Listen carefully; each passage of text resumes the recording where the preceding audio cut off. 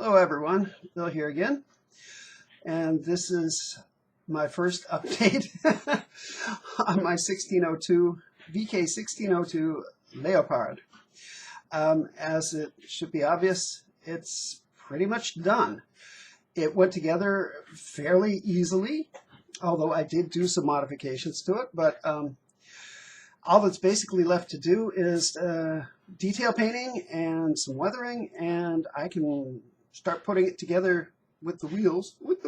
I hate wheels. I hate these.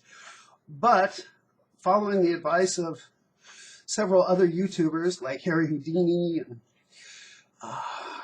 and Norm LaHoy, and yeah, it's just other people, I did the buy a cheap circle thing trick, and I'm glad that I did, because this vehicle has wheels of two different sizes. The outer ones have got more tires showing than the inner ones, and I made a mistake on a couple of those that I had to repair after the fact, but nonetheless I feel they came out pretty darn good.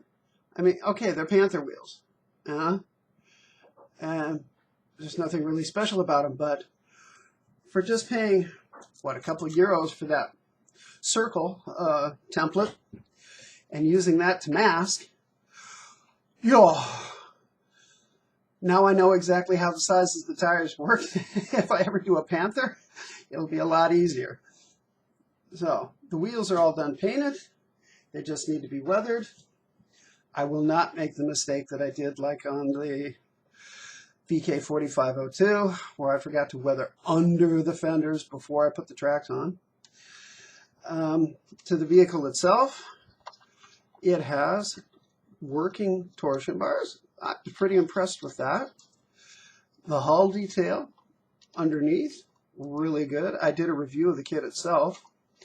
A lot of details, I don't know if it'll focus, but if you can see very carefully right here at the front of the fender edges, there are 3 little wing nuts per side in plastic, and I added those to it even though I did not put the front fender extensions on. It just looks too stupid with that on there. One of the other modifications that I did, I added storage boxes. These were nothing but a set of old Tamiya wooden crates that I sanded smooth to look like metal boxes, and they've all got clasps on the sides of them. I'll probably put some little some photo etch padlocks on those to make it look better. One negative aspect of this kit is it has no interior we're speaking except for the torsion bars, and the turret is very, very minimalistic, and you only have the choice of putting the hatches in an opened or closed position, and I decided, the heck with it. Just put them in closed. But nonetheless, that turret's got a lot of detail. It's got a lot of very fine detail, which really impressed me.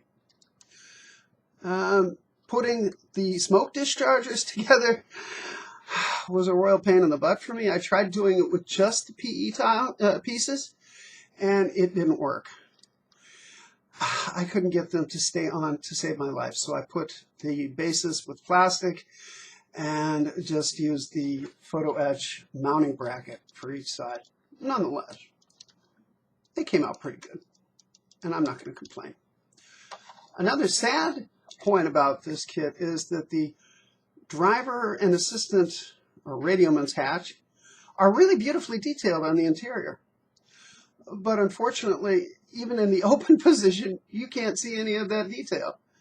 And there is no interior whatsoever, so no point in doing it.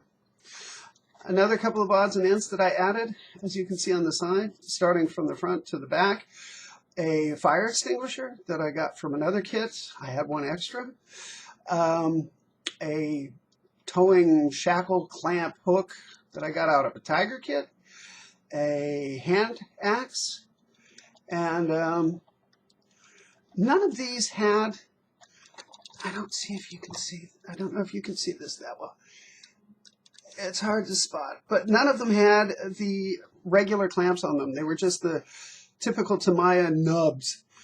I just stretched sprue and bent it to make those clamping hasps on each one of those, because I hate working with photo etch if I can avoid it. And for something as simple as a dragon style hasp that just hangs off of it, I can do that, which I did. One place where I did use photo etch though was here on the back of the exhaust. As you can see, the exhaust pipes are now clamped in place. Of course, this all has to be weathered and touched up and detail painted, but I made myself a set of PE clasps, including the little bolts that hold the clasp to the hull.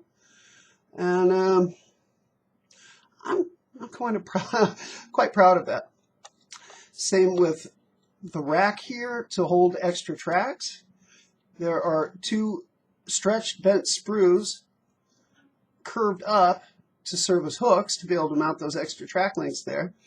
And then here's a starter crank that I found from another kit that I added to this. And here in the front, the wire cutters, which were also made, the brackets for it were made, excuse me, from stretched sprue, and just glued in place on the tool itself. So basically that's it for now. A final review will be coming in the next couple of days after I put back one of these wing nuts that I apparently just broke off. Anyway, thanks for watching, and if you have any questions or comments, don't hesitate to ask, and y'all have a nice modeling day.